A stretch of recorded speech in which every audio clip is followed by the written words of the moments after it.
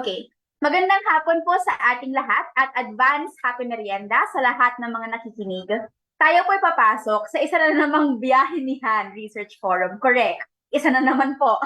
Co-organized by Weasel Foundation, Move as One Coalition, and Open Government Correct. Partnerships. Isa na naman po. Ito Ito po ay pangatlo or third installment na of our biyahe ni Han Research Forum, studying various topics under mobility and transportation.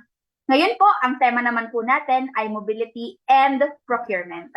Pero bago po tayo magsimula, a few reminders po. Unang-una, kindly keep your microphones muted when someone else is speaking. Pangalawa, pwede po tayong magtanong during the moderated question and answer portion of this conference at 3:05 p.m. Yung first hour po ay para sa presentations natin at sa panel responses ng ating mga magagaling na guests na kasama natin ngayong araw. And then the remaining 30 minutes of our time will be for moderated Q&A. Pero maaari mo pong i-chat ang inyong mga tanong sa chat box kasi alam po natin na minsan nakakalimutan natin siya. So just chat it there. Kino-compile po namin siya and we will ask it later on pagdating na po ng oras para sa Q&A. At kung meron po kayong mga kasama who would like to join us and listen to, kindly feel free to forward po the event details. Pero live din po tayo sa Move as One Coalition page. At magsasend po si Kat ng Facebook link sa Zoom chat para po pwede niyo pong i-share doon po sa mga kasama niyo. And with that, magsimula na po tayo. We are very honored. Ayan, correct. We are very honored to be joined by Miss Vivienne Suerte Cortez. She has more than 2 decades of policy research, social accountability, public procurement, contract monitoring, and participatory governance experience up in her sleeves. At malaki po ang guidance na naibigay niya sa ating research team para mabuo po yung pag-aaral na to. In fact, kanina po during the call, ang tawag sa kanya ni Ken ay kanyang procurement mom. She is currently po a consultant also for the thematic policy areas at the Open Government Partnership. Let us welcome po si Ate Vivienne for her opening remarks. Thank you. Hi, everyone, and welcome to the ano to? Lagi akong nabubulol dyan eh. Biyahenihan Research Forum.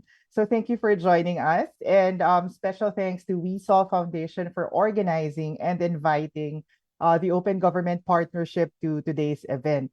So as we know, cycling has become a very popular mode of transportation during the pandemic. In fact, several surveys conducted by the social weather stations have established that there are actually more bike owners than car owners in the country today. While nearly 200,000 individuals bike commute on major roads daily, kasama na yung asawa ko dyan, safety issues continue to hound the cycling community despite nearly 500 kilometers of bike lanes built by the government nationwide. So this brings us to today's event, where Weasel Foundation will share their research on empowering citizens to build better bike lanes through open contracting, and provide examples on how open government approaches can be used by mobility advocates, citizens, and civil society to help government develop and put in place responsive policies and better mobility infrastructure. So a little bit on what OGP is. Empowering citizens to have a say in decisions that affect them is at the core of the Open Government Partnership, or OGP. The spirit behind the partnership is echoed by one of its founders, former US President Obama, and he said that OGP was established to ensure that governments and institutions truly serve citizens rather than themselves.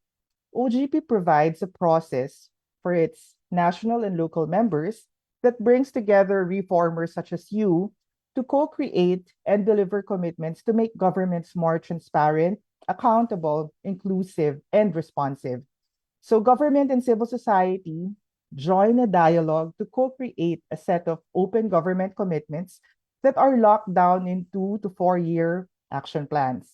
These commitments are closely monitored by the independent reporting mechanism that assesses the design and implementation of commitments. Now, OGP provides the platform for governments to adopt reforms like open contracting policies focused on disclosure, participation, and oversight throughout the entire procurement chain. The combination of these activities helps government save money, fight corruption, and expand the number of participating businesses, particularly small and women-owned businesses. So in the Philippines, the open contracting commitment in the country's 2019 to 2022 National Action Plan is an example. The commitment aimed to increase transparency and accountability by publishing public procurement data in the PhilJEP's website. It also sought to increase citizen participation by having civil society and citizens access and use contracting data to shape policies that can enhance public services for citizens. So this is actually similar to what Ken and his team in WeSolve have been doing. And in doing so, civil society and citizens can directly help ensure that participation in the budgeting and contracting process can address key issues and priorities and ensure that public funds are spent as intended. So ultimately, OGP is a tool for reformers like you. It will only be good as the resolve of the reformers to use it to push the boundaries of openness in the face of strong vested interests. For it to work, we need political will and leadership from governments and genuine interest in collaboration with civil society. So by investing in and building trusted and safe spaces where government and civil society can create common understanding to reach shared goals, even when conversations are actually very difficult and people do not agree, is where open government comes alive. So I encourage the government, civil society reformers, and you to use the platform to connect with peers in the region and across the globe to share experiences. What works, what doesn't, and where you need help. So for instance, we at OGP are happy to facilitate peer conversations where members like the city of Buenos Aires in Argentina were able to address bike lanes and bike safety issues through their commitment. Now that the Philippines is in a co-creation year, this could probably be something that you might be interested in doing. So we at the Open Government Partnership Support Unit continue to be committed in supporting our civil society partners, such as WeSolve, in using the OGB platform for building a government that truly listens and serves the people. Maraming salamat po and welcome again to the event. Yes, salamat po, Ate Vivian. Yung core po ng mensahe ni Ate Vivian ay direkta at napakasimple. Magkatulong po ang civil society, tayo, at ang ating masisipag na civil servant sa gobyerno. Nandito po sila, Asik Eric, at mamaya po, papasok rin po sila, Kuya Patsan, at iba pa po nating katuwang sa gobyerno para siguraduhin na maayos na nagagastos ang public budget sa dapat nitong paglaanan. Kasi po, budget natin to at bansa natin to. Ngayon naman po, tayo idadako sa ating research presentation. Mabilis na konteksto lamang po. Nung nagka-pandemic, sobrang nakita po yung pangangailangan na magtayo talaga ng protected bike lanes sa buong Pilipinas para po maprotektahan ang napakaraming Pilipino, lalo na po ang ating healthcare workers at that time, na nagbibisikleta talaga papuntang trabaho. Noong 2020 rin po tayo nagkaroon ng budget, nag-procure at nagtayo ng 500 kilometers na bike lane sa buong bansa. Ang research pong ito na i-present ngayong araw ay pag-aaral sa procurement process na ito. Tatawagin po natin ang authors ng research na to para po magbigay ng kanilang pahayag. Si Kenneth Isaiah Ibasco Abante, Riz Supreme Balgos Comia, Ate Reynabel Reyes at Lance Anthony Lagman. Thank you so much, Haya, and thank you, Vien. It's an honor to present our study called Empowering Citizens to Build Better Bike Lanes through Open Contracting. And before we proceed, I wanted to thank the different members of the community. Over 20 people were consulted from civil society and government, from the Department of Transportation, Department of Public Works and Highways, the Department of Budget and Management, our partners from the Philippine Government Electronic Procurement System, our procurement reform advocates, and actual members of the cycling community who allowed us to improve this paper by giving additional context, no, to our paper's findings. And allow me to start presenting the presentation. We please show the slides. Thank you. Ayan. So, ang quick coverage po natin, we studied 12 publicly available pop-up bike lane contracts worth around 1 billion pesos that financed the construction of 497 kilometers of bike lanes in Metro Manila, Metro Cebu, and Metro Davao that came from the Bayanihan to recover as one act and was implemented in 2020 and 2021. Our major findings are as follows. These bike lanes were procured at an average cost of 2.15 million pesos per kilometer. Government saved 14.7 million by having more than one bidder for a majority of the contracts. This is good news. This means may competition doon sa ating procurement. The typical or median procurement took around 34 days, no, from advertising to notice to proceed. Next slide, please. We also looked at different components of the procurement system, starting with data completeness, where we found that 9 out of 12 contracts found in the DPWH website were also found in the PhilJEP's website. And around 82% of the expected documents within these contracts were available, around 58 out of 72 sub-documents within these contracts. No, in terms of data quality and openness, we saw that there are accessibility issues when it came to searching these contracts in the DPWH website, which did not include project titles. No, the keywords were unsearchable. We tried searching using keywords such as bike and bike lanes, but these didn't show. Pero nakita naman po through contract numbers. And we also found that these contracts on the PhilJEP's website were linked to the DPWH's procurement web portal. Nakita rin po natin that in these items listed mostly had standard pay items. And some item codes in these contracts did not match the DPWH's construction materials price database item codes. Gusto sabihin po, mahirap po yung one-on-one correspondence nung pag-match ng materyales, no, doon sa kontrata versus what is in the reference price lists in the DPWH. But we still tried our best to be able to do that. Next component that we studied was in terms of bidding and competition. Nasabi na po natin na merong actual government savings worth 14.7 million pesos. This came from having at least one other bidder. And out of the 11 contracts with available bids and awards committee resolutions, all except one had multiple bidders. So this is actually good news for us. And it's a total of 14 unique contractors actually bid on the projects, although there is always scope for greater participation of more bidders for greater competition. 7 suppliers were awarded contracts, and half of the total award value was awarded to one supplier called Philippine Chem Steel Industries, Inc.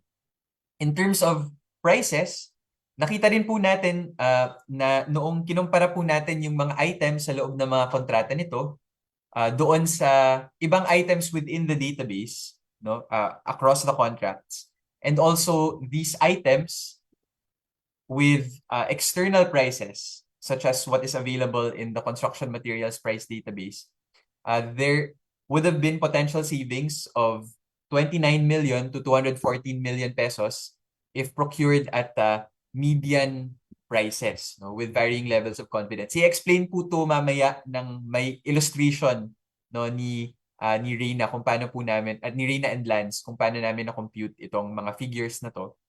And then these potential savings are up to 25% of the value of the sub-value that we studied. Yung mahalagang disclaimer po na na-clarify actually ng DPWH during our consultation with them was that these material price database reference prices exclude indirect costs and profit margin for suppliers. So pwedeng lumiit pa yung savings estimate na to. And that the DPWH actually evaluates bids based on the lowest calculated responsive bid based on the total and not based on individual items. So again, later, kapag diniscuss po natin yung technical details, mas maipapakita po yung meaning po ng disclaimer na ito. Po yung sa presyo. Next. Next slide, please. We also looked at the organization of the Philippine Government Electronic Procurement Service, which actually gives us, no, siya po yung official portal ng gobyerno ng pag-post ng lahat ng mga procurement notices, not just in bike lane procurement, but all other types of procurement. We saw in our review of the PhilJEPS organization that PhilJEPS is understaffed and under-resourced given its critical task and role of transparency in procurement. No? Sa 2021 po, PhilJEPS had and served over 4,000 buyers and 250,000 suppliers and had procurement posts worth up to 2 trillion pesos and awards worth 1.3 trillion pesos. But PhilJEPS as an institution has staff of only 28. And these 28 staff, hindi rin po siya career staff. Meaning, hindi po siya permanent plantilla positions. No? And nagkakaroon po ng high staff turnover and loss of capacity and institutional knowledge. There's a hiring constraint, no? In PhilJEPS because there's a 1978 presidential letter of instruction ordering that the procurement service under which PhilJEPS is a part should not have permanent staff. So ito po, kailangan po natin magtulong-tulong para palakasin yung PhilJEPS as an organization. We also looked at elements of trust, no? And we found that open contracting can be effective when it is proactive, intentional, and accessible from planning to quality assessment. And mamaya ipapakita po ni Riz, no, yung ilan sa mga studies on open contracting and kung ano po yung sinabi ng ating mga procurement reformers na mga elemento ng tiwala para po magkaroon ng public procurement na mas maayos. Next slide, please. We have three major policy recommendations. We will go through it one by one. So the first is to enhance transparency, participation, and accountability measures, to build a procurement integrity movement, second. And third, to co-create a stronger and more inclusive open contracting commitment for the next Open Government Partnership National Action Plan. Punta po tayo sa first policy recommendation. In order to improve governance and prevent corruption, sabi po sa maraming pag-aaral, may tatlong elemento raw po to. Transparency, no, pagbubukas ng information, participation, pakikilahok, at accountability, no, yung pananagutan to improve procurement and delivery of bicycle lanes. So sa transparency po, it will be important to work with the cycling community and the Interagency Technical Working Group on Active Transport to open up contracting data with model data disclosures na ipapakita po mamaya ni na Reina and Lance. The DOTR can also publish template bid documents and contracts for these protected bike lanes. No? Meron din pong mga ibang technical items na i-mention related to ability to compare different items within these contracts. Pangalawa po, participation. Civil society can participate in high-impact parts of the procurement cycle by preparing a sample engagement strategy. And this can be done for the new active transport budgets that are being implemented this year. 2 billion pesos in 2022 and 705 million pesos in 2023. So hopefully po, itong mga recommendations can influence that next batch of bike lane procurement. Next slide, please. Sa accountability naman po, procurement advocates propose an effective method of accountability called a bookend approach. No, CSOs can comment on the new bike lane design standards and be involved in the preparation of the annual procurement plans and the pre-procurement conferences. And we can encourage the participation of more bidders for future bike lane contracts through targeted information campaigns para mas mapalawak pa po natin yung competition dito sa mga bagong bike lane contracts na ito. and for the terms of references of these bike lane contracts to be expanded and broadened given the savings that we were able to calculate because of these item prices. Next slide. Pangalawa po, to build a procurement integrity movement,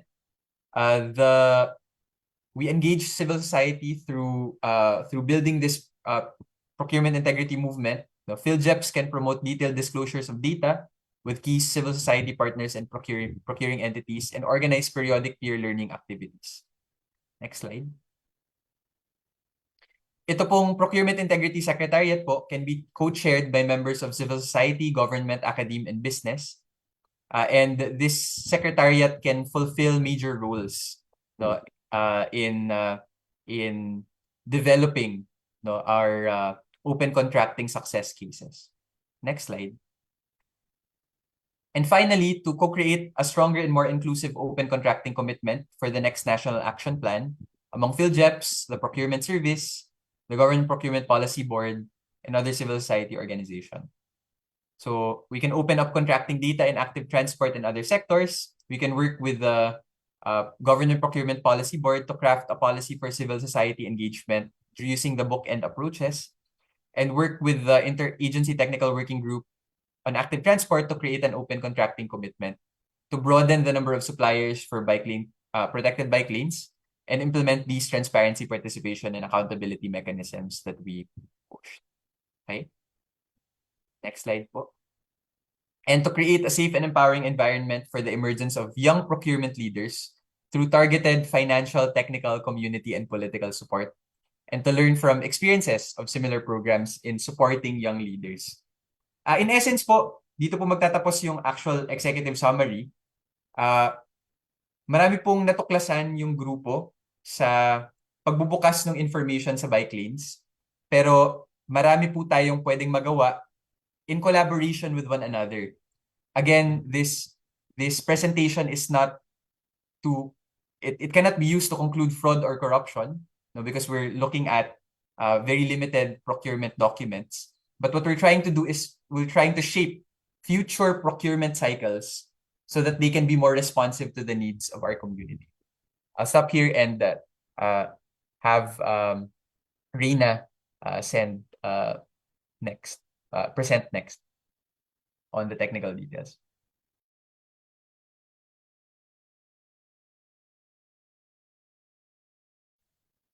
Sige po. You can share the next slides.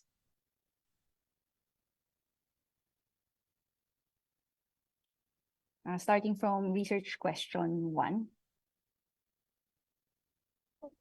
And I will, yes, it's my pleasure po to share with you our findings for our first research question, where we ask how might we show the value of PhilJeps data to ordinary citizens to empower them to claim better procurement outcomes and better value for their taxpayer money.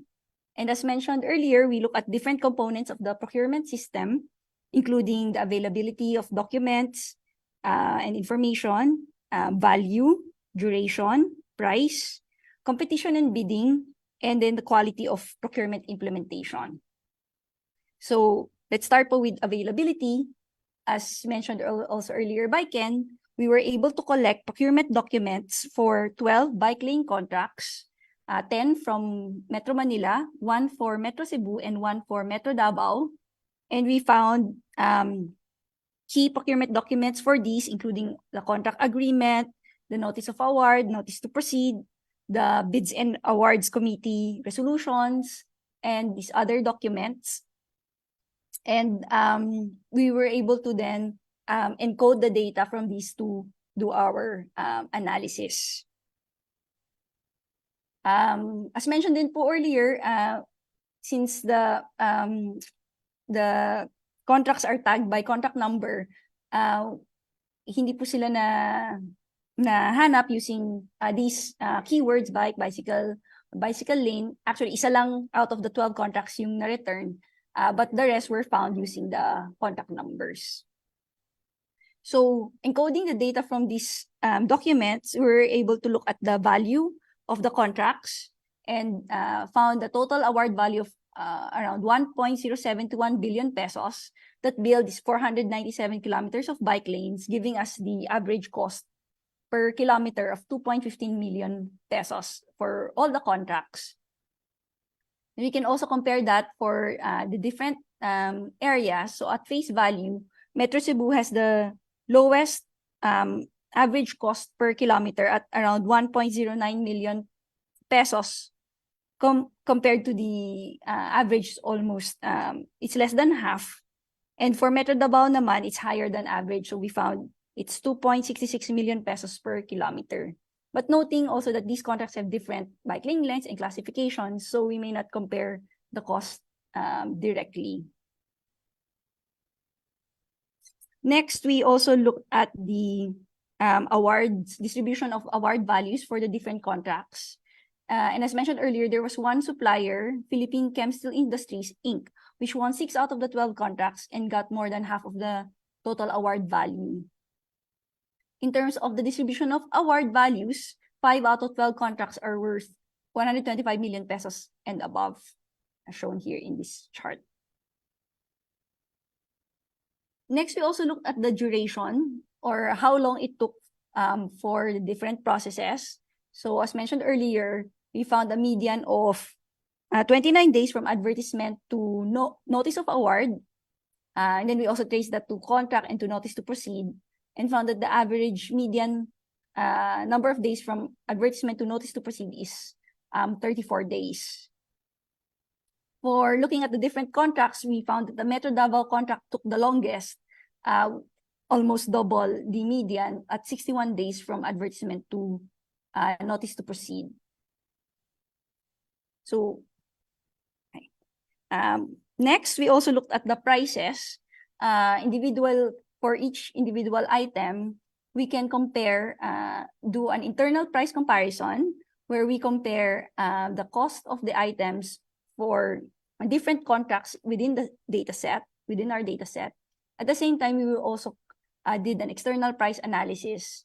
It will, using a reference price list, it will go to later. For the internal price and comparison, we estimated the government savings if all items were procured at the median internal price. This turned out to be around 29.8 million pesos. So just to illustrate how we got this figure, we're showing some examples. So in this first example, we have the reflectorized collapsible rubber bollards, which appeared in different contracts. And the median price is 3,514 pesos for 1 unit. And we see here that in some contracts, the price is higher. So we can take the difference with the median price. So for example, the next highest price is 4,657 pesos. Subtract the median price, and we get the possible savings for 1 unit. And then we multiply it by the number of units or number of pieces that was procured to get the possible savings for those the total number of units, and then we add them all up, and here we get around 2.4 million pesos as possible savings for rubber bollards if procured at the median price. Another example is for the reflectorized thermoplastic pavement markings. And again, we get the median price, in this case, 1,719 pesos per unit. And then we get the higher prices and get the difference. And now we can get the total possible savings, which turned out to be around 13.8 million pesos. And this is made possible because there is a standard pay item schema that was followed, and the item code for these items were included in the contract. And so we can then compare the prices for different contracts and then estimate these savings. For the external price analysis, we used the construction materials price data of DPWH to get a reference price for items that were procured. But as mentioned earlier, the CMPD reference used a different code schema, so we cannot match them directly. What we did was to use keyword matching, so from the item descriptions, and we were able to match 11 products with varying levels of confidence. And for these, we estimated total savings of 214 million pesos.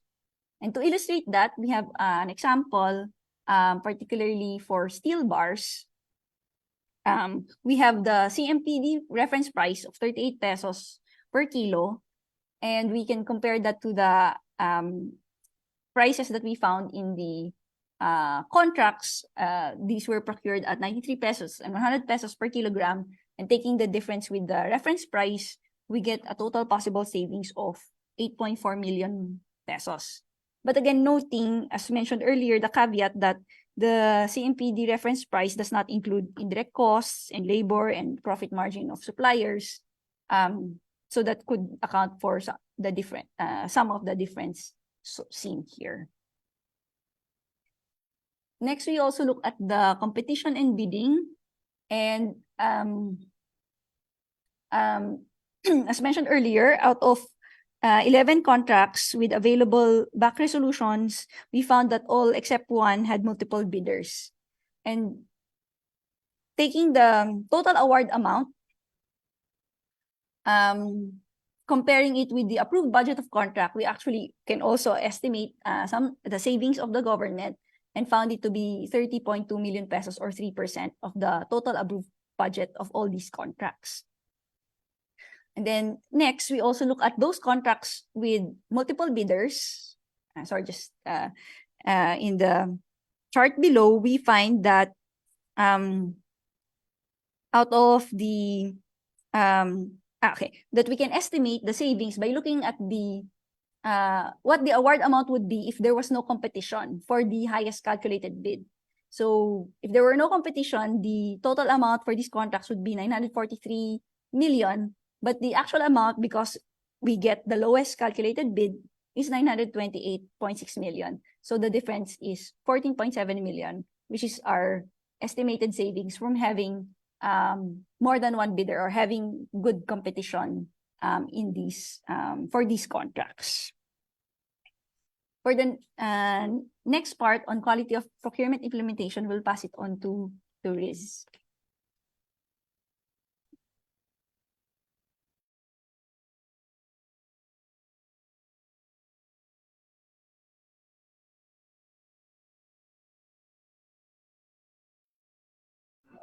Hello!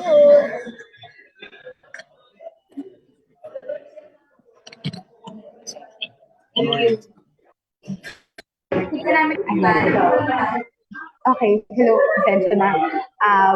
So, tutuloy ko lang po ang pinag-usapan namin tungkol po sa procurement data that we found.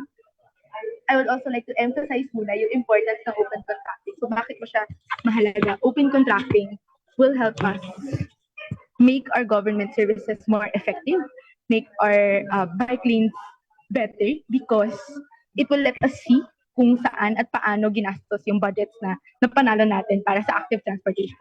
So, for the quality of our procurement implementation, the cycling community in the Philippines is very active in monitoring the availability and quality of constructed bike lanes. Makikita niyo po siya.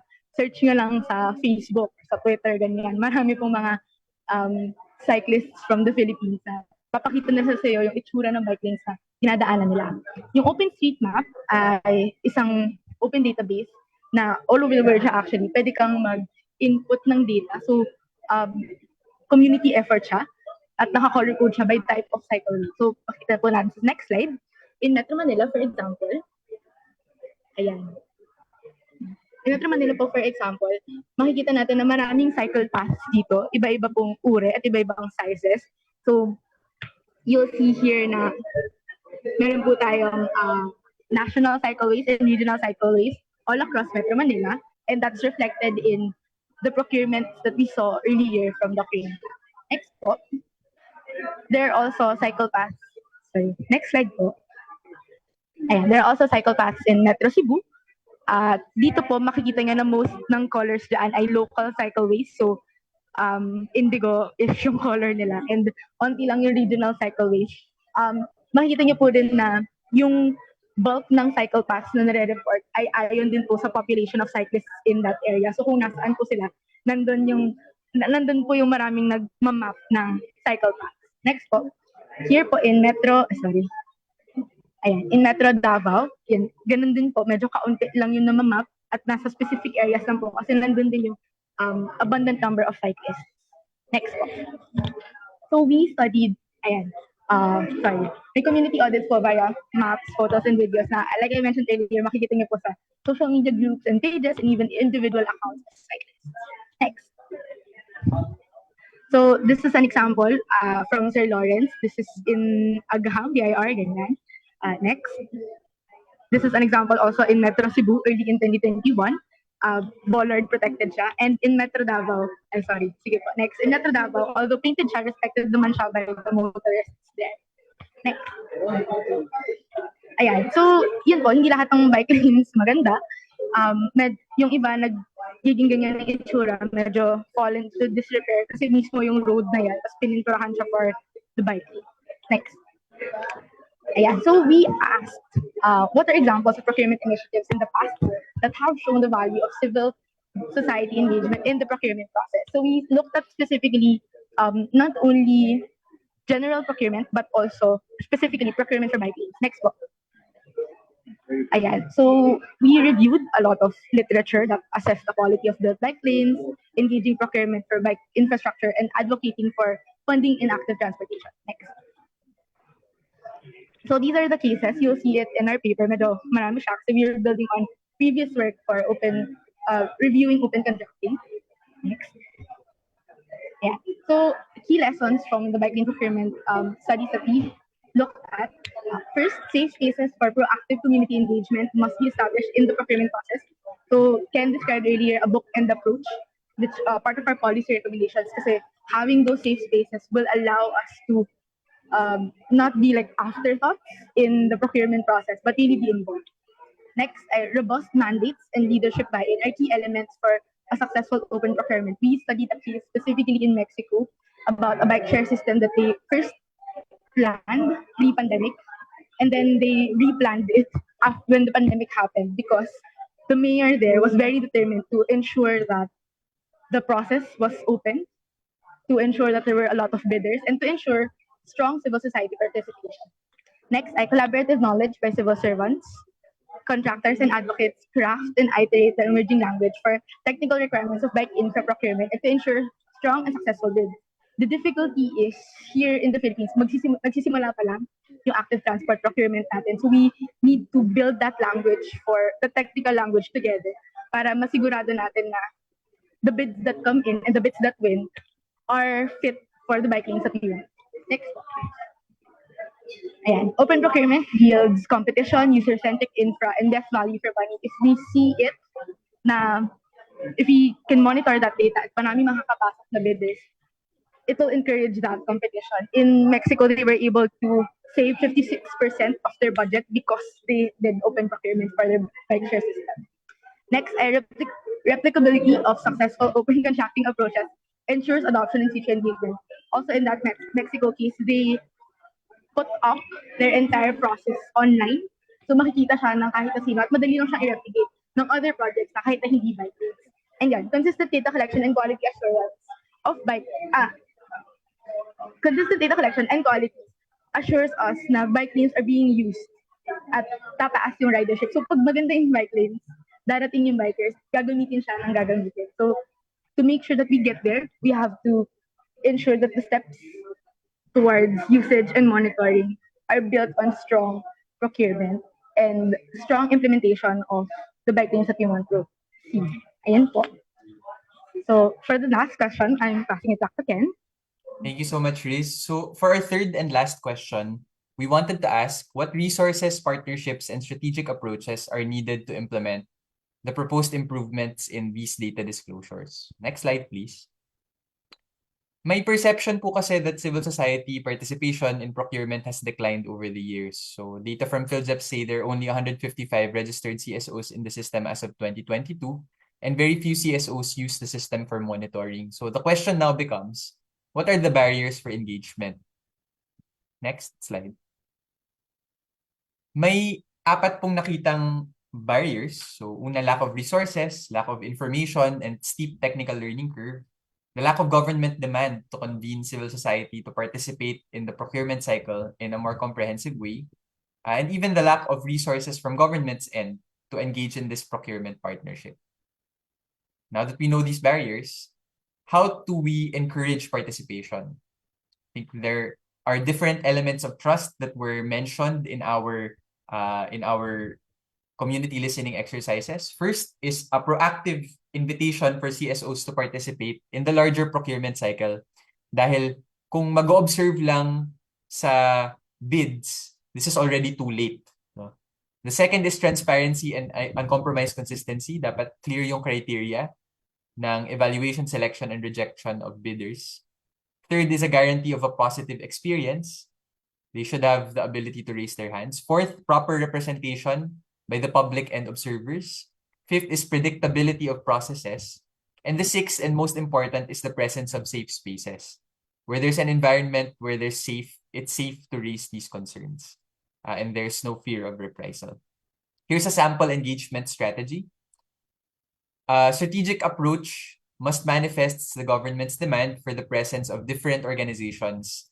It should be done at the level of procuring entity, which can then be ably assisted by PhilJeps and the DBM Procurement Service and GPPB. And magbibigay na lang po ako ng example ng engagement strategy para po mabilis. Next slide po. Naniniwala po yung PhilJeps na engagement is successful if there's an increase in CSO registration, PhilJeps is being used by CSOs, and there are evidence-based policy recommendations. Of course, these larger procurement outcomes are better prices, better quality and delivery, and better value for taxpayer money. Next slide po. Halimbawa po ng engagement strategy will be DOTR and DPWH can organize a consultation meeting where you structure an engagement with different partners in the procurement cycle and how to provide better disclosures. So magkakaroon ng invite with CSOs, international development partners, and PhilJeps through the Interagency Technical Working Group. And DOTR can maybe share its initial 2022 and 2023 plans of procurement and agree on avenues and connect interested parties with development partners to build these accountability ecosystems, including funding for these different initiatives to strengthen these trust. So of these different priority statements, magpipili lang po ako ng isa. Halimbawa po, sa budget engagement, we will work together with the cycling community and House and Senate champions to advocate for a higher budget next year. No, given that 29% of Filipino households now cycle for essential tasks and recreation. A second priority statement might be something like price monitoring. We will work with the group in setting up accessible price dashboards that correctly compare internal government contract prices and external market prices. May iba pa po na ibinimension namin sa paper. There are different model data disclosures as well. No, at the short term, and this can be done almost immediately. No, in fact, we are publishing by the end of this presentation this open data set na may contract level statistical table, item level statistical table, bidder level statistical table, and there are medium term and long term data that we can also release. No? Next slide, please. Ipapakita po natin dito ito po yung example ng quality disclosure. No, if you kung pwede nyo pong i-scan using your QR code or ipapakita po natin dito sa link dito sa Zoom description at sa Facebook yung bit.ly procurement dataset or bike lanes, and you can also access our full paper and all our open datasets via our WeSolve landing page. Next slide. bit.ly/betterbikelanes. All right. Next slide, please. With that, that's where we conclude our presentation, our research presentation. Again, we have many opportunities for engagement, and we think this is a great forum where we can collaborate with one another to engage in better procurement outcomes for our community with government, civil society, and business working together. Maraming salamat po, and we thank all of the people who made this research possible. Thank you, Ken, Kambal, Aterina, and Lance. May 3 magic words po akong narinig sa kanila. Transparency, pagbabahagi, participation pakikilahok, at accountability pananagutan. All of this, we all work hard to achieve in the next years. Nakalagay po dyan sa screen niyo ngayon yung QR code at BitLink sa mga hindi po masyadong techy for QR code. You may access po this research paper sa WISOLV website. Just click the link or the QR code and you'll be redirected properly. Dadako naman po tayo sa ating panel response. We're right on time. Each of our panel responders will have 5 minutes to give feedback on the research and to also share the work they are doing for procurement reforms in the Philippines. Para po sa unang panel response natin, welcome po natin si Mr. Patrick Santos mula sa Active Transport Project Management Office ng Kagawaran ng Transportasyon. Ang masasipag pong DOTR team ang isa sa mga pinakamalaking dahilan kung bakit po may protected bike lanes tayo sa buong bansa. Kuya Patsan? Thank you so much, Haya. Maraming salamat po sa lahat, no? At thank you for giving the opportunity sa DOTR, no, para makapagbigay ng aming pahayag tungkol sa study na ginawa ng WeSolve, specifically ni Ken, ni Riz, and ni Reyna. So first, we have a department order actually reminding civil society engagement with procurement processes. So we also have an internal memorandums on that, and on the part of our procurement service, I guess, within DOTR, they are very well aware na kinakailangan po ng better involvement ng sa ating civil society on the procurement process. And given itong mga rekomendasyon, these recommendations by the study team, we want and we will be involving yung ating civil society, private sector, and the community sa pagpaplano during the planning, implementation, and monitoring ng ating mga active transport projects. In fact, we have already have a lot of engagement together, with the updates, plans for the utilization of the 2022 and 2023 budget. So I'm very sure na yung ating mga kasama dito are very well aware of the plans that we have in store. So we also fully support the greater accountability ng procurement process dito sa atin, because we believe that yung mga gagamit ng infrastructure, yung mga na-procure natin na infrastructure, will be used by mainly the general public, and most specifically yung ating mga cyclists. So we want them to have their inputs dun sa infrastructure na na-create natin, if this is enough, what is lacking, what is needed by these users. Dahil sila mismo ang gumagamit ng ating infrastruktura. And we fully support, lastly, yung data-driven approach and fully automated and technology-based procurement process, the use of PhilJeps, basically.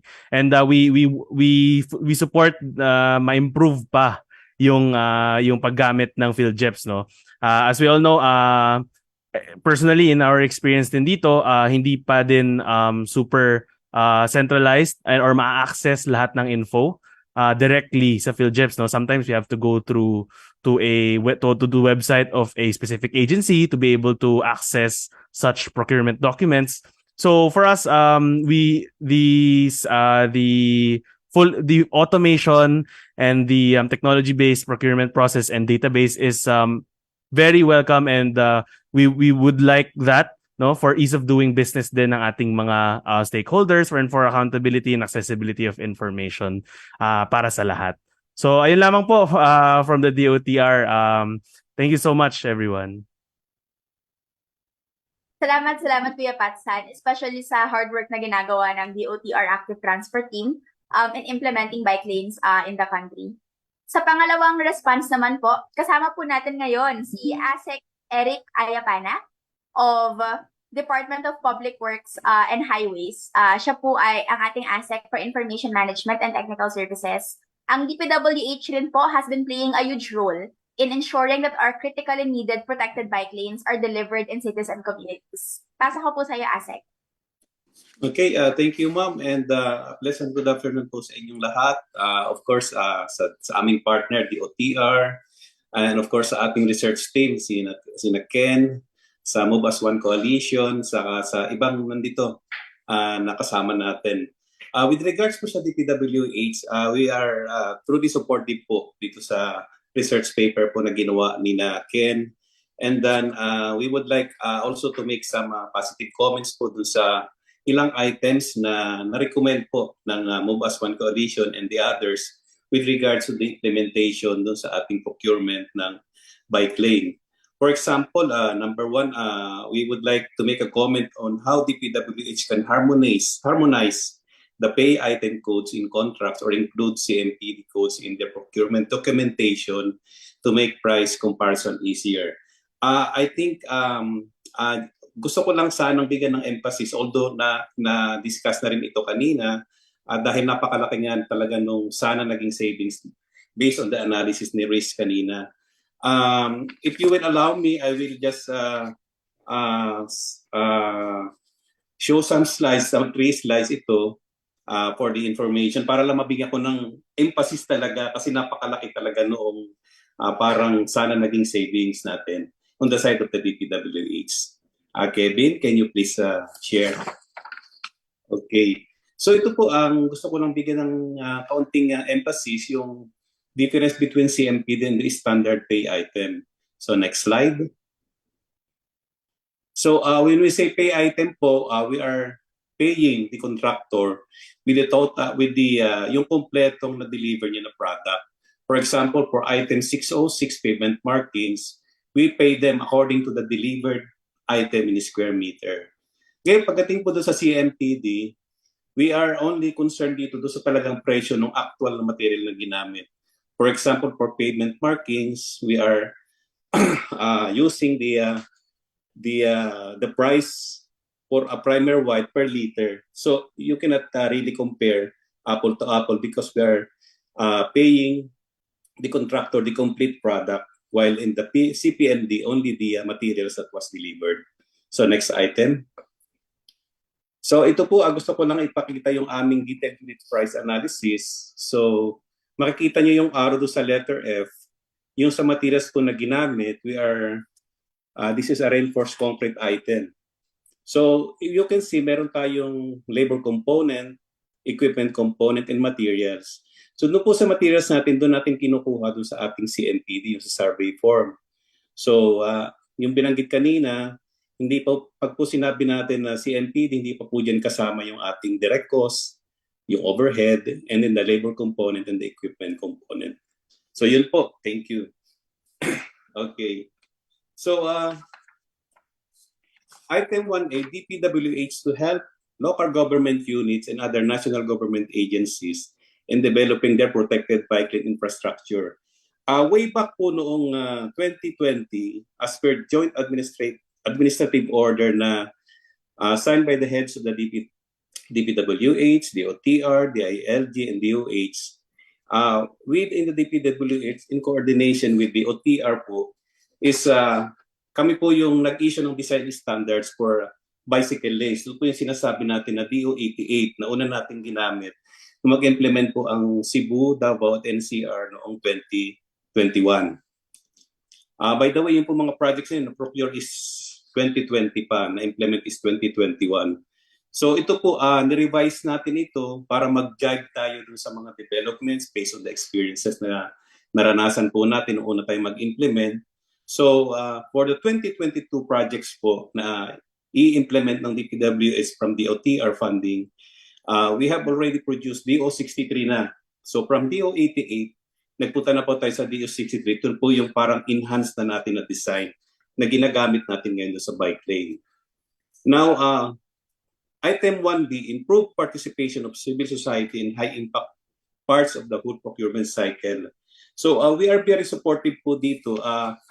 Ang ano nga lang po namin, ang ating observer po sa ating mga bidding and then other procurement cycles, we have to pass through accreditation talaga pagdating sa amin sa DPWH. So in this manner po, we will be truly helping and supporting the participation of other civil society organizations with regards to these bike lane projects po, with regard to sa ating accreditation. Now, with regards po sa item 1C, before the bid, civil society organization can comment on the new bike lane design standards under DPWH DO 63. Lahat po ng comment natin, although na-revise na po natin yung DO 88 to DO 263, lahat po ng comment ng any entity, CSO, DOTR, welcome po yun sa amin, and this is a continuing work po, yung ating paggagawa ng ating design standard para po mag-jive tayo dun sa ating mga dapat gawin based on the experience po natin ng mga nakaraan. So on the other aspect po, I think puro sa GPPB na po yun, and we are truly supportive po sa mga inilagay niyo pong recommendations po dito. Gandang hapon po, and thank you. Thank you so much po, Asik Eric. At may PowerPoint presentation si Asik Eric. Oh, handa siya. Thank you po, Asik Eric for those insights. Katulong niyo po kami sa Movas One Coalition at sa Open Government Partnership in helping our hardworking civil servants and government para po mabantayan talaga itong procurement process. For now po, ang pangatlong presentation po natin, hindi ko po alam, nito na po ba si Attorney Dennis Santiago? Sige po. For our third panel response po, kasama rin po natin ngayon si... Hello. Hello po. Hi. Asik This po. is Director Jen Entredicho Kaong from PSDBM. I was instructed by Attorney Dennis Sige po. to Nandito join rin this po. conference. Yes, hi. Thank you po. Hi, Ken ma'am. and the Movas One po. Coalition. Yep. Opo. Introduce ko lang po quickly. Hello, I'm so sorry. Sige. Opo. Tapos tawagan po namin kayo for the response. Nandito rin po ngayon ang ating Procurement Policy Board. So represented by... Wait lang po. Basahin ko po ulit. Ma'am Jen Marie and Attorney Jen Marie Entredicho Kaong from our Department of Budget and Management. Isa po si Attorney Dennis Santiago po, na represent po ni Attorney Kaong. Isa po talaga sa mga tinitingala ng civil society advocates natin at civil servants when it comes to procurement reforms. Kasama po siya sa team na nagpasa ng procurement law, at we are honored po to also be joined by Attorney Jen Marista po ba ang pag-pronounce ko po ng pangalan niyo to give the speech. Yes, hi. Sorry, my signal is breaking up. So, hindi ko ma-turn on yung video ko kasi baka lalong mawala yung signal.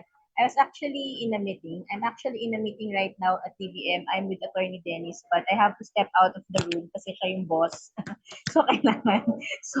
Kailangan ako yung mag-join dito sa conference natin right now kasi medyo yung dinidiscuss inside is needed there. So, can you hear me? Nako, nagbo-break up na. Hello? Yes po, we can hear you po. Ma'am. We'll off our camera po, so it's easier for your bandwidth. Yes, hi. I would just like to comment doon sa what are the procurement reforms that we are now doing at PSDBM. So yung kanina yung na-discuss ni Ken, PhilJobs is part of PSDBM. It is under PSDBM. So siguro I would like to speak on behalf of PSDBM regarding what are we doing for PhilJobs and what are we doing for the for our processes improvements in PSDBM now. So you may know na our current executive director now is Attorney Dennis Santiago, and kami, his directors right now are also with him. We are basically all of us are all new in PSDBM, and we are with him in implementing his 12-point reform agenda in PSDBM. So yeah, that's one of the challenges.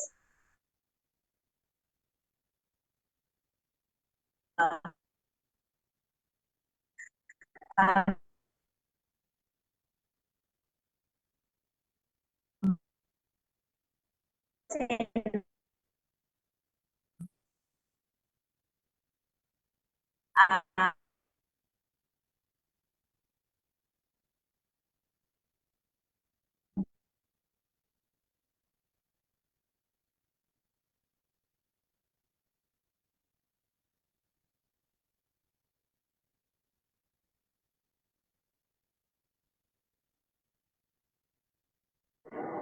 Hello?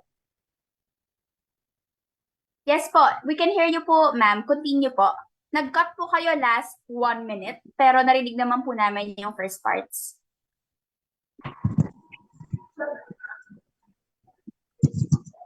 Hello?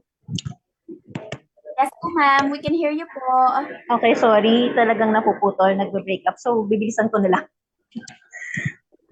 So, right now, yung e-bidding phase of the PhilJeps, we have pilot agencies, but for this year, there are additional agencies for the pilot agencies. They are now termed as pioneer agencies, and we intend to implement the e-bidding talaga for these pioneer agencies. Actually, one of the pioneer agencies is PSDBM itself.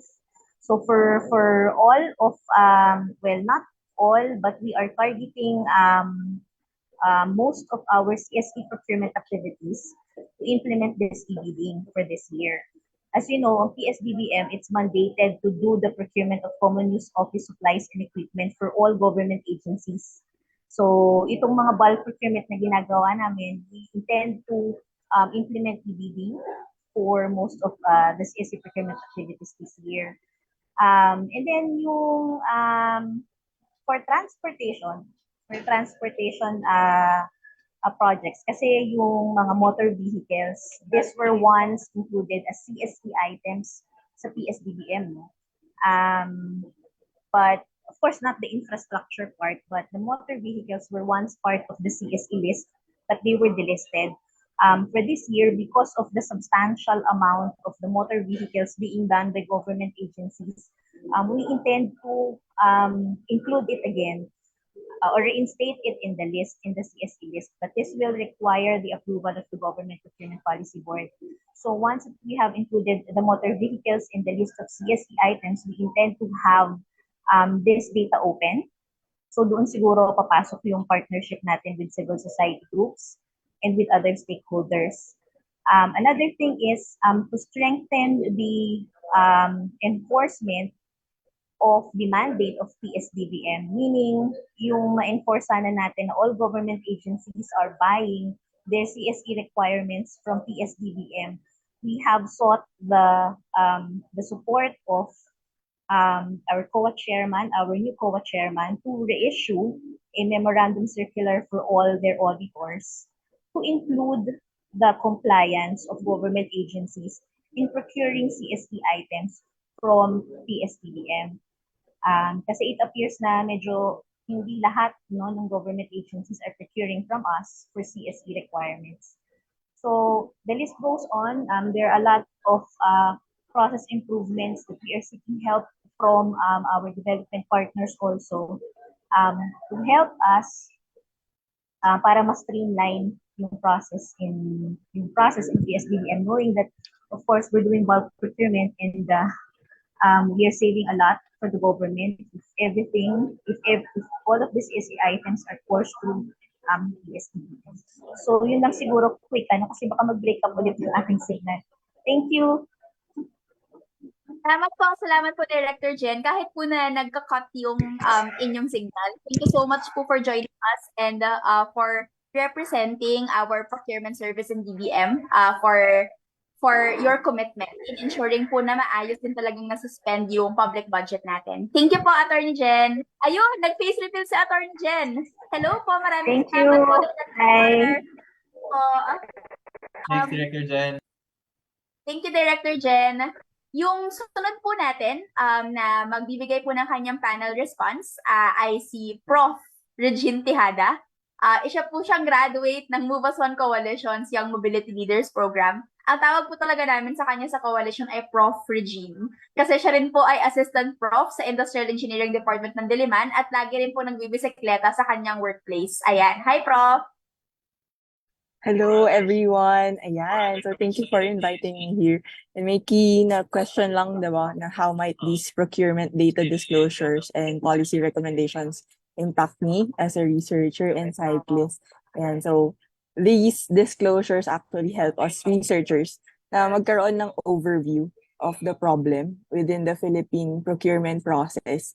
So, the data specifically, the data on contracts, can be used to determine yung mga bottleneck in the procurement process. However, syempre, as researchers, we just need more information din on the standard procurement process flow and the ideal lead time for each process. So, I think this is also for accountability purposes also for the stakeholders ng procurement process. And the data on the items tiningnan ko kasi yung Excel file.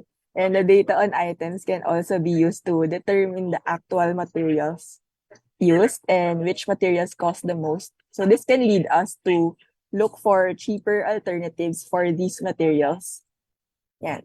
Other future areas of study may include determining ng further root causes ng mentioned problems in the paper, like bakit may incompleteness of data from the PhilJEP's website and DPWH website, why the keywords are unsearchable in the DPWH procurement website, and why half of the total award value awarded to only one supplier. So I may have missed it, pero yun, I think better than if we have that data then no. Yan. And another future area of study is to document the processes of PhilJEPs so that we can really determine if there are processes na can be eliminated or streamlined at kung may processes ba na can be done by automation to reduce the need for manual processing. Then we can also study and determine the optimal number of staff for PhilJEPs para their workload can be balanced. Yeah. Then, isa pang potential project na naisip ko can be the improvement of the information system of the DPWH procurement website portal that can address the problem on keywords not being searchable. So for example, we can put tags or upload PDF files or upload scan files with corresponding rich text file. Yun yung ginagawa namin before. So dati kong work. Ayan. So the links in the information system should also be ensured na they are all working, and yung database for the item codes for the DPWH construction materials price should also be connected to other platforms. And so we can use the concepts in information systems para connected yung mga information natin. Yan. And as a cyclist who is now aware that these are the costs for the procurement of bike lanes, syempre, we want to make the most out of the allocated budget. So thank you for that information. Yeah. So I agree that the procurement process should be transparent, and the cycling community should also be consulted about the technical specifications of the bike lanes and other bike facilities. Yeah. That's it. Thank you. Salamat, Prof. Si Prof po actually ay may meeting ng 3:00, pero nagstay po siya to deliver her message also kasi again, as a cyclist, sobrang importante po sa kanyang malaman din talaga kung paano po procure yung bike lanes at paano po may improve yung procurement process at paano po makikilahok ang mga as a cyclist like her para po mas mapabuti ang proseso. Ngayon naman po, second to the last panel response natin ay isa ring as a cyclist. So, mga salita rin po sa Tina Vitalia, isang bike commuter at lead organizer ng Make It Safer movement na nagsimula 6 weeks ago pa lang. Pero po, malaki na ang naambag dahil sa muntikang pagtanggal ng bike lane sa Ayala Avenue. Let's go, Tina. Thank you so much, Haya. Fitting no na nasunod ako kay Prof. Regine kasi nagkita kami sa BGC Capitolio Bridge, tapos na-recognize niya ako. Nag-pause. So, hello po. Good afternoon, everyone. Thank you so much for inviting us, no? These are very important insights, and the Make It Safer movement is grateful to learn from the community. So, ako po si Tina Batalya, bahagi ng Make It Safer movement, originally Make It Safer Makati. So, we came together just a little than 2 months ago to uphold the safety of Ayala Avenue for cyclists by retaining the protected bike lanes. It was supposed to be converted into Sharos, but we recognize that this is not enough. So in just a matter of days, we mobilized over 300 people with the formal support of 60 plus organizations and over 400 individuals for a unity statement.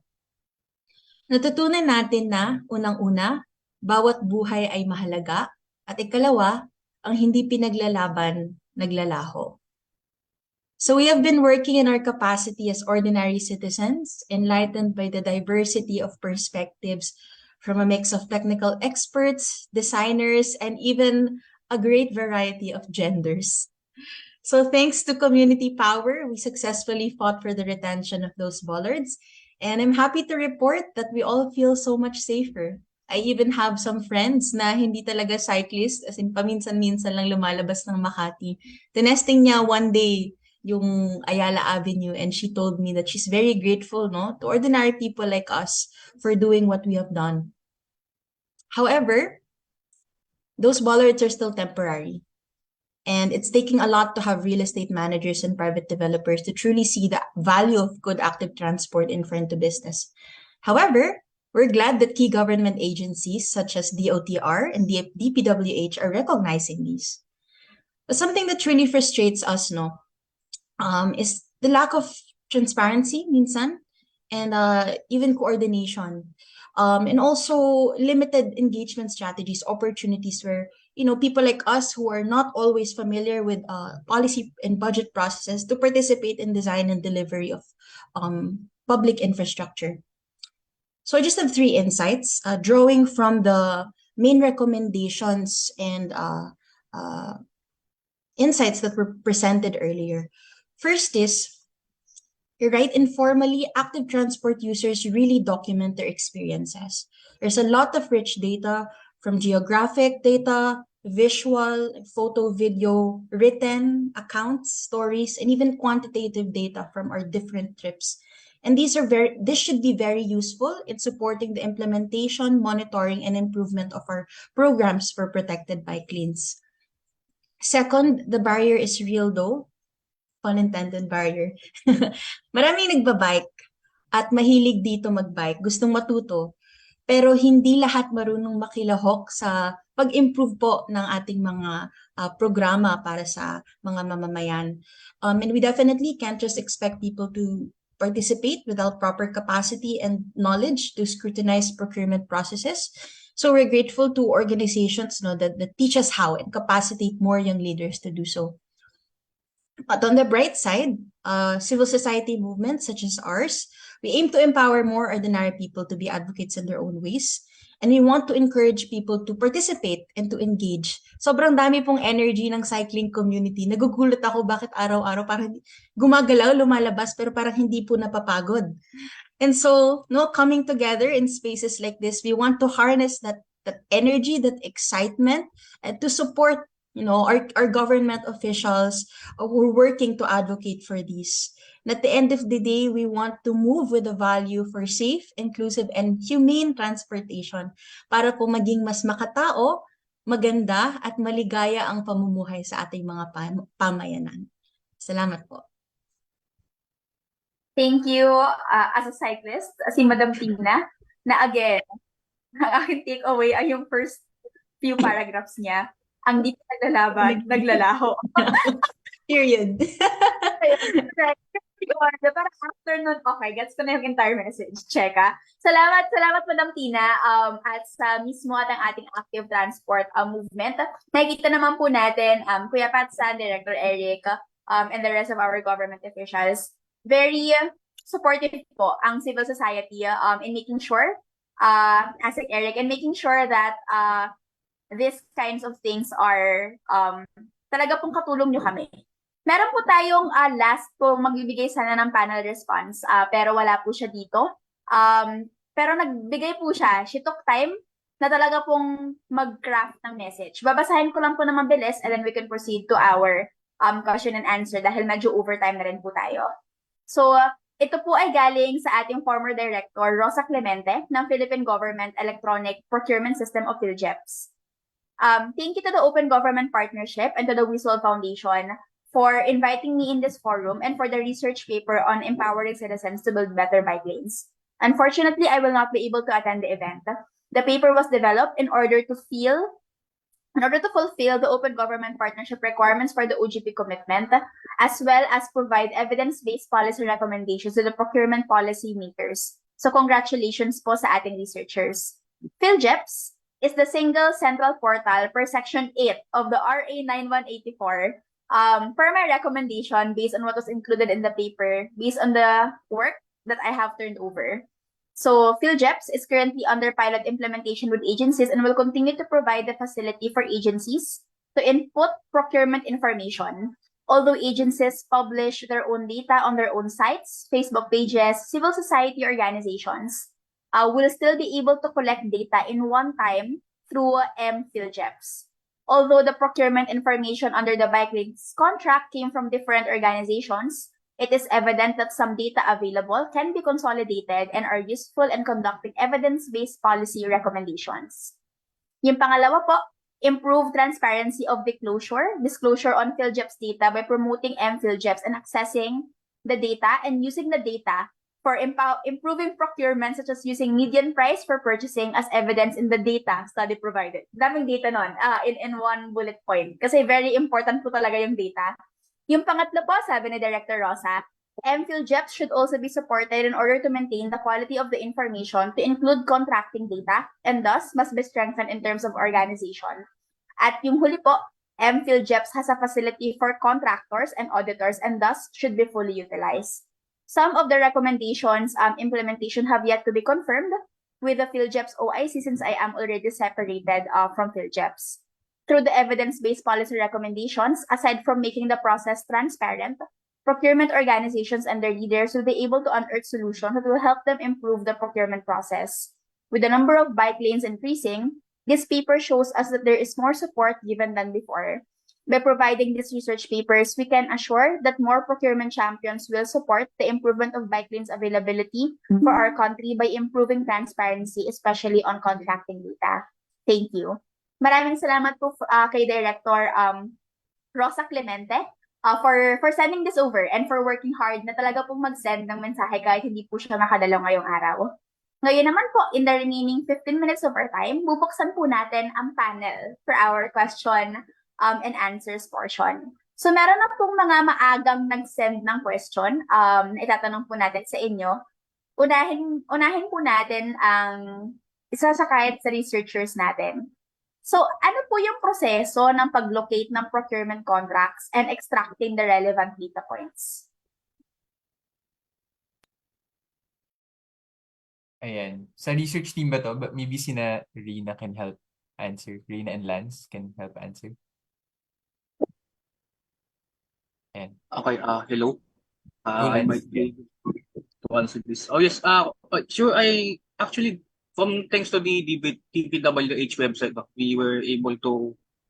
I was actually the one tasked with procuring the document. So I created a Python script for web scraping the DPWH website. So I was given a list of links. So from that, I built the Python scripts for accessing these URLs, then downloading the available documents for our analysis.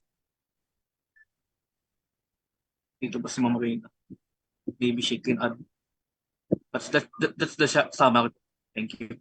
Yes, thank you, Lance. Yes, to give some picture, actually, the URLs are also included in our open data set. So you can actually go to the DPWH portal and then meron siyang interface na merong form, then you can input nga yung keyword or contact number and then magre-return siya ng matches. And as we mentioned din nga, we tried bike lanes and then we got one contract and then we downloaded the documents for that.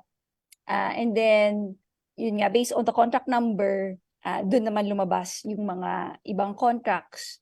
And then we looked for numbers na magkakasunod, ganun, hanggang hindi na bike lane contract yung lumabas. Yan po yung naging process when we collected initially the documents. Baka may naka-raise ng hand din po si Asek. Si Asik Eric. Asik Eric, before you answer po, may dagdag question ako para po dalawang tuhog kayo. Yung question po for DPWH, sabay ko na po. Paano po makakatulong ang DPWH sa pag-facilitate ng book and approach para po mas ma-involve ang civil society in different road projects? Kumbaga, saan po kaming espasyo pwede pumasok para po makatulong kami sa planning and monitoring? Thank you for the question.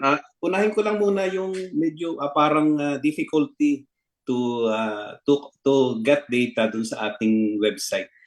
Actually, yun ang talagang tama naman kasi unless gamitin mo talaga yung number niya, contract ID number, yun talaga lang ang mag-queue para ma-access mo lahat yung data. Pero we are planning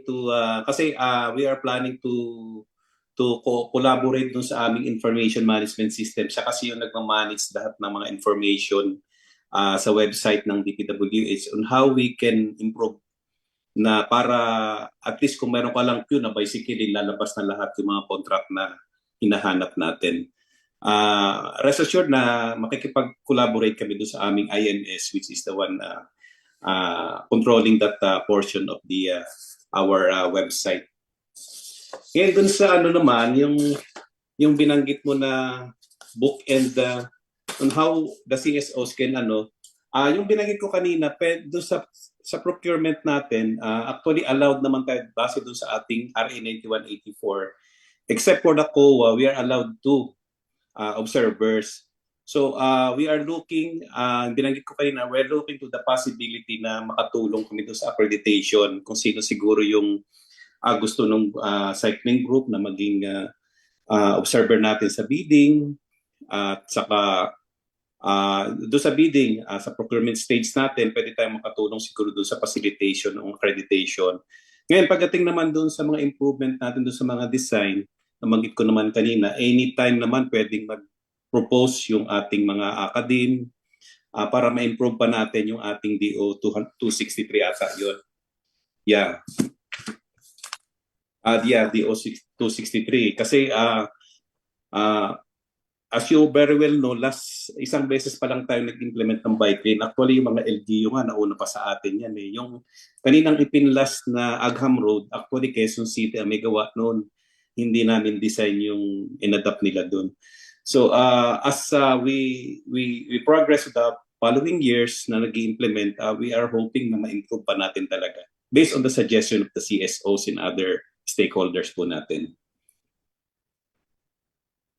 Salamat po, Asik Eric.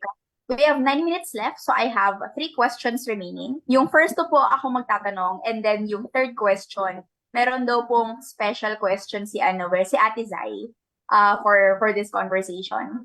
So ito po, taya ko muna si Tina, and then after po nun, Kuya Patsan and Asik Eric, sa inyo po ulit yung next 2 questions. So Madam Tina, ano yung improvements na gusto mong makita sa current bike lanes so that people would use them? And how would you use this data as well to convince public and private officials on the importance of bike lanes? Okay, great question, no? And it's also something I've been learning along the way. And it really comes from experience. So, ngayon po, nakikita natin no, na in the early stages of putting up bike lanes, nagsisimula siya sa mga efforts such as pagpipintura, paglalagay ng signages, na may bike lane dito, paglalagay din ng mga ilaw. Pero nakita natin na yung pinakamahalaga para sa mga siklista talaga, and even regular active transport users, yung may protection. And it comes in different forms. It comes in the forms of bollards, some put plant boxes, yung iba semento. At nakikita talaga natin yung pag-iba sa experience ng mga commuter. Mas nai-empower hindi lang yung mga lalaki na magbike, pero pati yung kababaihan. And a lot of us, everyday cyclists and commuters are documenting these experiences. Marami kasi sa amin, for the sake of our safety, merong mga dashcam na nilalagay either sa chest or sa mga helmets nila. Yung iba naman, lagi nilang dinodocument if they come into conflict with other road users. Meron ng practice of, getting plate numbers, location, what exactly was the incident. So we know how to report. And another thing is keeping track, of course, of our routes. So it's not just the quality of experience, but the actual trips. What is happening to us? Where do we need to go? And these kinds of data, we just post usually on our different social media sites, but we really want to find ways and opportunities to harness this kind of information. Kasi nakita po natin from our experience working with some local governments, private sector, na mahalagang napagsasama yung ganitong klaseng impormasyon. Kasi with people-led, people-sourced, crowd-sourced information, nagkakaroon tayo ng better concrete idea kung paano mapapalitan yung configuration ng mga kalsada natin, even in simple ways na hindi kailangan may napakalaking infrastructure change agad. We learn from our experience that configurations coming from concepts of tactical urbanism, like putting up bollards in some spaces to reduce conflict zones, putting up proper signages, and even simple infra that you can just put on the streets will really do a lot.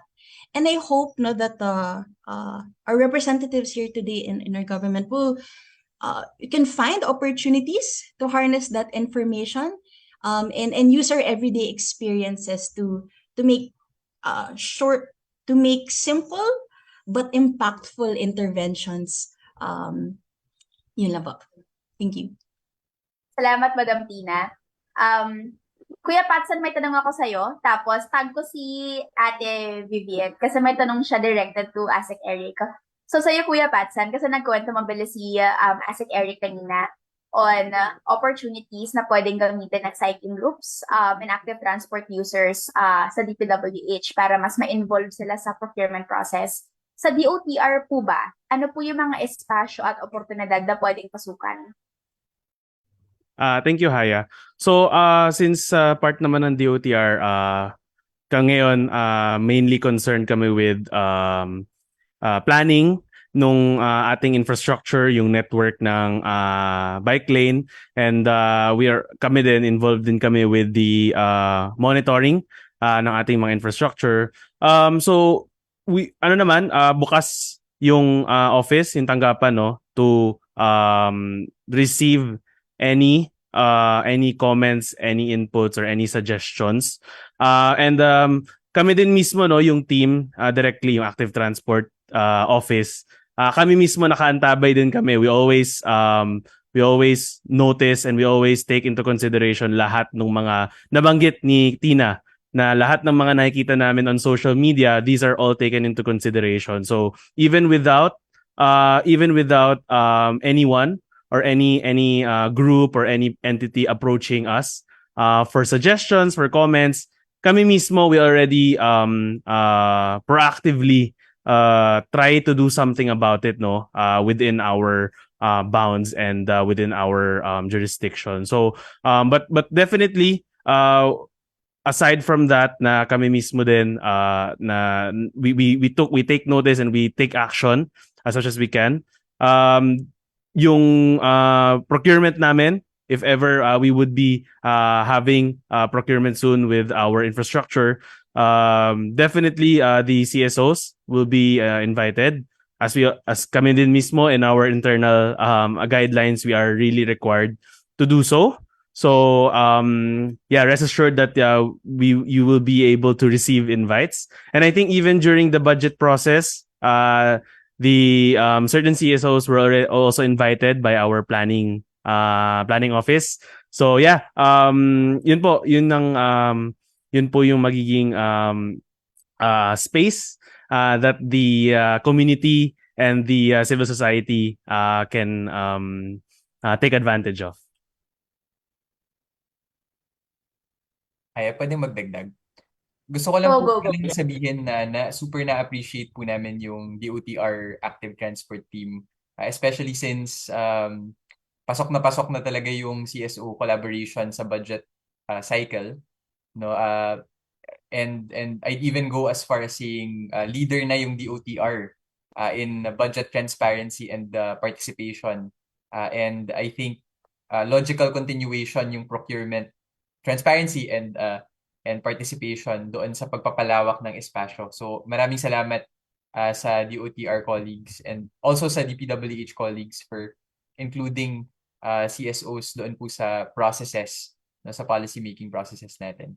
And the active transport team actually also sends updates, no. Na binuksan po ng DOTR yung current bike lane contracts para makita rin, no, ng CSOs para sa 2022 budget, no, yung status ng procurement na yun. So, nagpapasalamat po kami sa DOTR kina Patsan. Thank you. Thank you, Ken. Si Ate Vivian has a question, and then si Ate Zai. Okay. Very short lang kasi I remember a couple of years back, nag-issue si DBM ng budget memorandum. National Budget Memorandum 109, which basically allows for CSO participation in the planning and budgeting process. So I was wondering lang, ASEC, Eric, if this is still being done by DPWH, because I was thinking that it could still be a very good entry point for CSOs to continue participating and shaping policies and for instance, including bike lanes as part of priority budget considerations of the department. Thank you. Yes, ma'am. We are scheduling that, I think, sometime in March every year. For example, for the funding for the proposal for the next year, 2024, bago kami mag-submit ng budget after the RDC, the Regional Development Council project proposals, nagseset talaga kami ng schedule sa mga CSOs. And in fact, nakapirma sila talaga doon sa aming mga budget proposal every year. Yeah.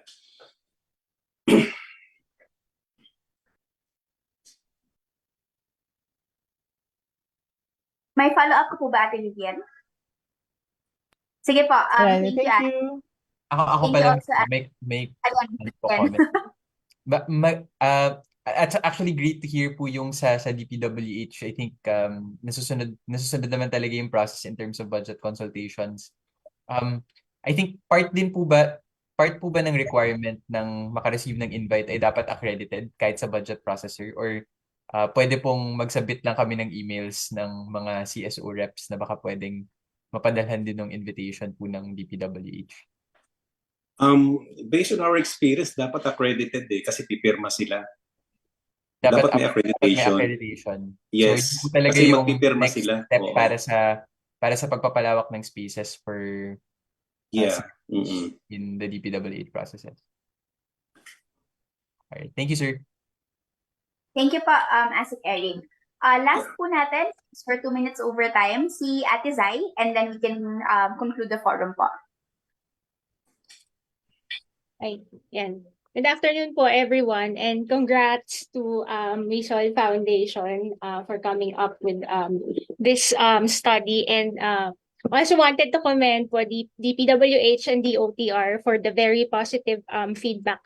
Since we're talking rin naman po about participation in planning, I was just wondering if either DPWH or DOTR or the two agencies together have plans to come up with something like a national cycling network, something similar to the National Road Network Plan. Kasi in my mind, this would set the stage for budget predictability in terms of active transport para sa bike lanes. It will also make budgeting for active transport more programmatic, as well as programmatic din na pag-participate ng civil society sa procurement planning. Since I asked this question since Ken already mentioned that the logical next step for budget participation, which the DOTR has also been really open to civil society about, can be a bit more structured and systematized. Kasi since, I mean, of course, in government parlance, nandun po palagi dapat yung planning and budgeting linkage, and susunod natin yung procurement. So I'm just wondering po if there are plans to come up with such a strategic plan and maybe make it into, I don't know, maybe a convergence project with DOT as well, para maging some sort of tourism, ano rin siya, tourism project. And then, isasagad ko na rin po, I have another question. I'm also wondering po if the MVUC Special Road Safety Fund has already been tapped as well for active transport, since it's I mean, we know it's very car centric. The purpose of the road safety initiatives that are typically funded by the road safety, special road safety fund, is more for the safety of car users. So just wondering din po if there are, or if there have already been instances where that particular fund was tapped for bike lanes and active transport. Yun lang po. Thank you very much. Yeah, ma'am. On the part of the PWH po, sabi ko nga, we support fully. Pero in this case siguro, si DOTR ang dapat mag-lead kasi po sila yung sa kanila nanggaling yung pondo. Ngayon, with regards po dun sa MBUC naman, basically kasi yung MBUC fund comes from the registration ng ating mga sasakyan. But in the last budget, nabasa namin doon sa special provisions niya that all national roads, meaning the DPWH mandated roads, are encouraged to always include in their program, if feasible, yung bike lanes po natin. Opo. Thank you, sir. Thank you po. Okay. Welcome.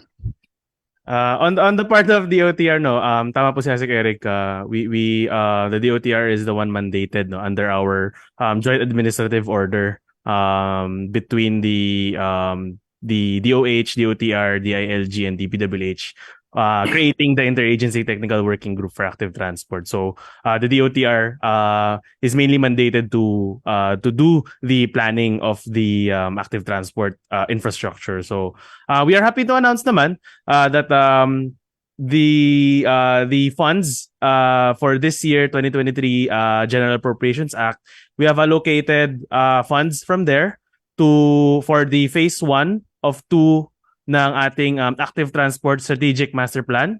So our initial coverage that we intend is nationwide. So basically lahat ng roads and lahat ng local government units will be included.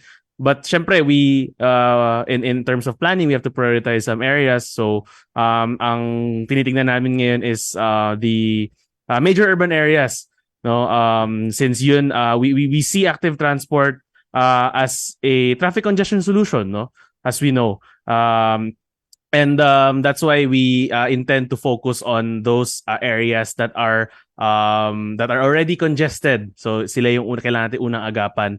And aside from that, we also have taken into consideration cycling tourism. So one of the projects that we have right now under the 2022 GAA is the expansion of active and public transport infrastructure in Intramuros, no. So our closest historical site natin dito sa Metro, at least for Metro Manila, which is Intramuros, we have already allocated funds, and actually tomorrow yung ating groundbreaking ceremony for the project sa Intramuros. So this is also in partnership with the Tourism Infrastructure and Enterprise Zone Authority.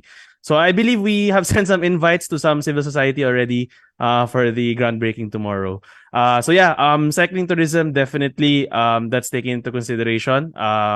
It's part of the economy as well. Dahil we have some cases that we have observed, especially I think one of the countries that have good cycling, or one of the best cycling tourism areas is in Taiwan.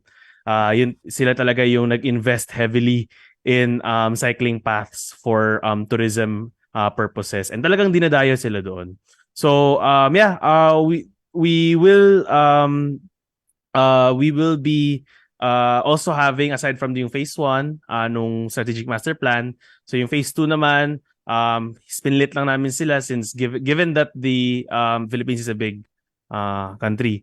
So yeah, yung phase 1 will focus on the urban areas, and the phase 2 probably yung the rest of the areas. So these are currently in the development of the terms of reference actually, and we are in coordination with the planning team ng DOTR.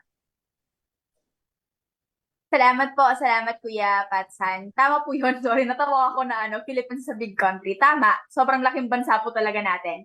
At magandang ideya po yung suggestion na gawin din siya in coordination with tourism, kasi hindi lang po talaga congestion solution at mobility solution ang active transport, but also a lot of tourists. Ang hirap po ma-access ng tourist sites natin kung hindi ka nakakotse. Kasi po karamihan ng tourist destinations hindi naman po accessible by commuting. So marami pong salamat. Gusto ko pong personal na pasalamatan din yung mga kasama natin ngayong araw. Si Asek Eric, si Kuya Patsan, si Ate Zai, Ate Vivienne, Madam Tina, Ate Rina Kambal, si Lance, Tita Pao, Ate Kylie, the Whistle team, and then Sir Kevin Ikoy of DPWH, and everyone who joined today's conference.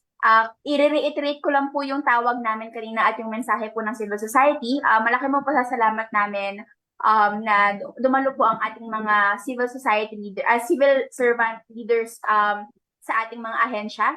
Nandito po kami para ipakita sa inyo at iparinig din sa inyo na committed po ang civil society organization in helping you make procurement process more accessible, more inclusive, more transparent, and more importantly, para po siguraduhin din kasama nyo na talagang magagastos ng maayos yung budget natin sa gobyerno. So muli po, maraming salamat po sa lahat. At pasensya na po sa ating 10 minutes overtime. Thank you po at congratulations sa research team. Maraming salamat po. Pwede po ba tayong mag-picture? Ay, pwede na rin yata tapusin yung live. Pero sige, mag-picture po tayo.